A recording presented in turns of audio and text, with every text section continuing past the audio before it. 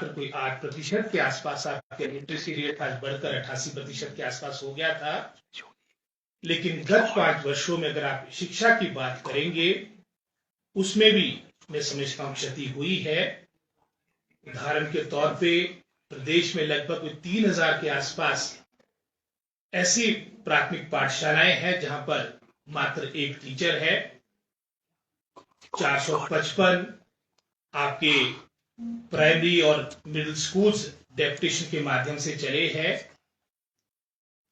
In total प्रदेश में लगभग कोई 12,000 के आसपास शिक्षा विभाग में आपके पद रिक्त पड़े हैं।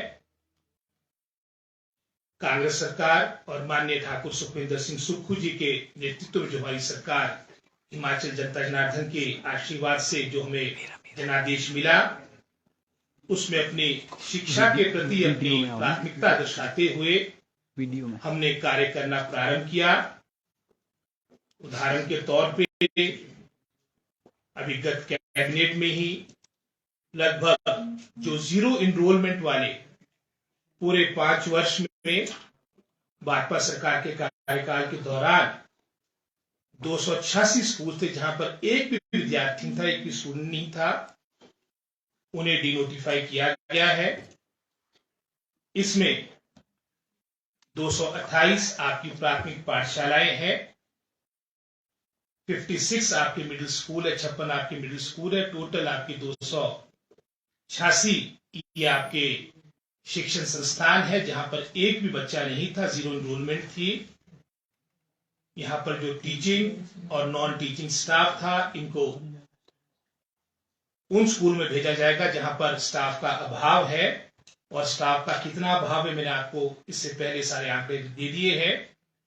3000 आपकी सिंगल टीचर और 455 जो डेप्यूटेशन के माध्यम से जहां पर आपके स्कूल चले हैं। इसी तरह से राजनीतिक लाभ लेने के लिए पूरे प्रदेश में जयराम सरकार ने अपने अंतिम 3-4 महीनों में 920 सरकारी संस्थान खोले थे। उसमें शिक्षा विभाग भी अछूता नहीं था। 320 के आसपास शिक्षा विभाग में भी भिन्न भिन्न स्कूल्स खोले गए, चाहे वो प्राथमिक पाठशालाएं थी, मिडिल स्कूल्स थे, हाई स्कूल्स थे, चाहे सीनियर सेकेंडरी स्कूल थे। उद्देश्य ज्यादातर तो राजनीतिक लाभ लेने का था। उसमें भी हमारी सरकार ने एक फैसला लिया है कि हम स्टूडेंट्स की स्ट्रेंथ को देखते हुए निर्णय करेंगे। और जो एक सहमति बनी है उसमें हमने इन स्कूलों में, जिन प्राइमरी स्कूल में आपकी संख्या स्टूडेंट्स की 10 से ऊपर है, वो आपके फंक्शनल रहेंगे। मिडिल स्कूल के लिए स्ट्रेंथ स्टूडेंट्स की हमने 15 की रखी है। हाई स्कूल में ये संख्या हमने 20 रखी है और सीनियर सेकेंडरी स्कूल में ये संख्या 25 रखी है। जो शिक्षा विभाग के अपने पैरामीटर्स होते हैं उसके अनुसार प्राथमिक पाठशाला के लिए कम से कम 25 बच्चे चाहिए, हाई स्कूल के लिए आपको 40 बच्चे चाहिए और 60 बच्चे हमारे को सीनियर सेकेंडरी स्कूल की हमने पैरामीटर रखा था। लेकिन हमारा क्षेत्र पहाड़ी क्षेत्र है, दुर्गम क्षेत्र है, फारफ्लंग एरियाज है। इसमें एक लिबरल सोच आगे रखते हुए हमने ये जो पैरामीटर्स उसमें रिलैक्सेशन देते हुए इन स्कूल्स को, जिनकी संख्या इतनी होगी वो आपके फंक्शनल रहेंगे और भविष्य में नीड बेस्ड जहां आवश्यकता होगी, जहां आवश्यकता वहां के डिस्टेंस को देके होगी, जहां आपका डिस्टेंस 2 स्कूलों की भी ज्यादा होगा, जहां पर इस तरह की उचित मांग होगी, वो विकल्प भी भविष्य में खुले रहेंगे। आज आपने भी अखबार में पढ़ा होगा, एक हमारे ही जिला शिमला का एक ननखरी का उदाहरण आपके समक्ष होगा, जहां पर 2 बच्चे हैं और 5 टीचर्स थे। एक की तो रिटायरमेंट शायद पिछले महीने हुई, फिर भी वर्तमान में 4 टीचर है और 2 बच्चे हैं। इस तरह की व्यवस्था भी कई जगह है। अगला कदम हमारा युक्तिकरण यानी रैशनलाइजेशन के बारे में भी होगा, ताकि एक तरह का संतुलन उन स्कूल्स के बीच हो जहां पर टीचर ज्यादा है और जहां पर आपके टीचर्स नाम मात्र है। आज हमारा जो पहला, मैं समझता हूं, एक तरह का संकल्प है वो क्वालिटी एजुकेशन के प्रति, जिसका उदाहरण हमारा डे बोर्डिंग स्कूल जो राजीव गांधी जी के नाम से हमारी सरकार ने, माननीय मुख्यमंत्री सुखविंदर सिंह सुक्खू जी ने अपना फ्लैगशिप प्रोग्राम प्रारंभ किया है। और उसके पीछे सोच यही है कि हमारे बच्चों को हिमाचल प्रदेश के सबसे बेहतरीन शिक्षा मिले, क्योंकि गत कुछ वर्षों में देखने को मिला है कि कहीं ना कहीं हमारी जो शिक्षा व्यवस्था है उसको नुकसान पहुंचा है। उदाहरण के तौर पर सर की रिपोर्ट आप सबने पढ़ी है, परफॉर्मेंस ग्रेडिंग इंडेक्स, इसमें भी जहां हिमाचल पहले टॉप 5 स्टेट्स में आया करता था, गवर्नमेंट ऑफ इंडिया की संस्था है, आज 11वें नंबर पे पहुंच चुका है। यहाँ पर कॉलेजेस, मैंने स्कूल्स का तो आपको आंकड़ा, कॉलेजेस भी लगभग कोई 30 के आसपास खुले थे, उसमें से भी हमने 65 का आंकड़ा रखा कि जहां पर 65 से ऊपर बच्चे होंगे वो कॉलेजेस भी आपके फंक्शनल रहेंगे। और साथ ही साथ एक और निर्णय और किया है जो मैं समझता हूं हमारे डिपार्टमेंट में पारदर्शिता लाएगा, ट्रांसपेरेंसी लाएगा। जो वर्दी योजना थी उसको भी डीबीटी के माध्यम से, डायरेक्ट बेनिफिट ट्रांसफर के माध्यम से बच्चों को मिले, उनके अभिभावक को मिले, ये भी हमने एक फैसला किया है। क्योंकि जो अतीत का जो पास्ट एक्सपीरियंस वो आपके सामने है, इस सेशन की जो वर्दी मिलती होती, दूसरे सेशन में मिलती थी, कभी तीसरे सेशन में मिलती थी, और जो मिलती भी थी उसकी गुणवत्ता के बारे में भी कई तरह के सवाल उठाए जाते थे। आज ये भी हमारी सरकार ने एक फैसला लिया है और आने वाले समय में जो हमारे रिक्त पड़े स्थान है, जहां प्रमोशन और बैच वाइज अपॉइंटमेंट चली है, शीघ्र हमारे जो अन्य रिक्त पड़े स्थान है इसको भी भरने का हर संभव प्रयास सरकार करेगी। और मैं आपको विश्वास दिलाता हूं कि हमारी कमिटमेंट अपने पूरे प्रदेश की जो मूलभूत आवश्यकता है उसमें सर्वोपरि शिक्षा के प्रति रहेगी, और उसके लिए हम अग्रसर है। कुछ और आप पूछना चाहे? सर, कॉलेजेस कितने बंद हुए हैं? अगर हुए हैं तो उनके बच्चों को जो एग्जाम देने का मैकेनिज्म क्या रहेगा सर? अभी तो फिलहाल इस एकेडमिक सेशन तक अभी सभी जिस तरह की व्यवस्था बनी है वो बनी रहेगी।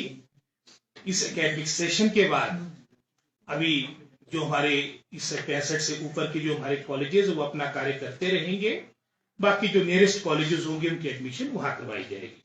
सर, आपने पूर्व में ट्रांसफर पॉलिसी को लेकर के भी बात की थी, क्या उस पे भी कुछ एक्सरसाइज? हाँ, इस पे भी एक्सरसाइज चली है, इस पे भी ये मामला विचाराधीन है, और इसमें पिछली सरकार के दौरान भी कुछ कार्य हुआ था, कुछ बात इसमें और जोड़ी जाएगी। और आने वाले समय में, क्योंकि अभी 1-1.5 महीना हमें हुआ है, बहुत बड़ा विभाग आप समझते हैं, और इसके बारे में भी हम सीरियस है और ये बातें भी आपके समक्ष है। सर, आपने नंदखड़ी का उदाहरण दिया है, ऐसे और भी स्कूल है जहाँ पर बच्चे कम है और टीचर ज्यादा हैं? नंदखड़ी का उदाहरण तो मैंने अभी दिया है। मैंने अपने चुनाव क्षेत्र से ये कार्यक्रम प्रारंभ किया था। 2 स्कूल मेरे चुनाव क्षेत्र में भी नोटिस में आए थे जहाँ पर शिक्षक ज्यादा थे, बच्चे कम थे। तो जो ये रूल बनेगा पूरे प्रदेश के लिए बनेगा, और सबका हमारा उद्देश्य यही है कि पूरे प्रदेश में एक अच्छी शिक्षा प्रणाली हो, इसके लिए हम वचनबद्ध हैं। और सर, नेता प्रतिपक्ष कह रहे हैं कि बात की जा रही है छात्र जो आपके अध्यापक नेता काफी ज्यादा सक्रिय है, हमेशा जो है सेक्रेटरी या डायरेक्टरेट में देखने को मिलते हैं, क्या सर उन पे भी कोई बड़ा डिसीजन लिया जाएगा ताकि वो ज्यादा से ज्यादा समय स्कूलों में बिता सके? ये सारा मामला विचाराधीन है, और शीघ्र जब ये ट्रांसफर पॉलिसी के बारे में इससे पहले पूछा गया था, ये सारी बातें जोड़ी जाएगी और ये सारी बातें आपके समक्ष भी आएगी। Skill development. सर, नेता प्रतिपक्ष कह रहे हैं कि सरकार और सरकार के मंत्री हिमाचल प्रदेश की अर्थव्यवस्था का रोना रो रहे हैं, कर्ज का रोना रो रहे हैं, लेकिन अपना रोड मैप क्या है ये शेयर नहीं कर रहे हैं। इस पर आपकी प्रतिक्रिया? उनका काम कहने का है, और मुझे उनके वो भी वक्तव्य याद आते जब वो कहा करते थे कि हमारा जो शासन रहेगा, राज रहेगा, वो 25 साल के लिए रहेगा। फिर आत्मविश्वास इतना बढ़ गया था कि हम 50 साल तक राज करेंगे।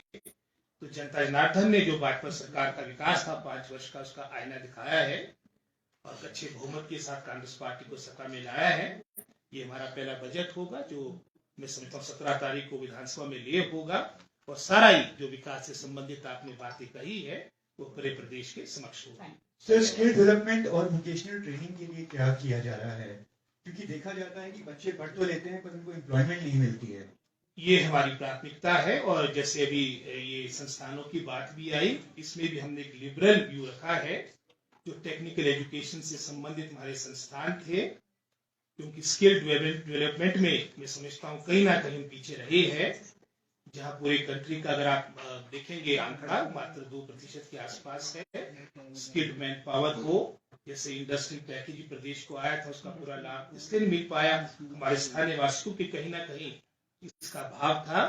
भविष्य के लिए जो हमारा एसपीडी डिपार्टमेंट है उसको भी सशक्त किया जाएगा, और साथ ही साथ टेक्निकल एजुकेशन डिपार्टमेंट में नए नए ट्रेड्स हो, नए नए हमारे कोर्सेज हो। ये माननीय मुख्यमंत्री खुद मॉनिटर कर रहे हैं, जो आज के समय में रेलेवेंट है, इस समय में 2023 में रेलेवेंट है। उसके अनुसार हमारे कोर्सेज होंगे, हमारे ट्रेड्स होंगे। इसके दिशा निर्देश माननीय मुख्यमंत्री जी ने भी और मैंने भी दे दिए हैं।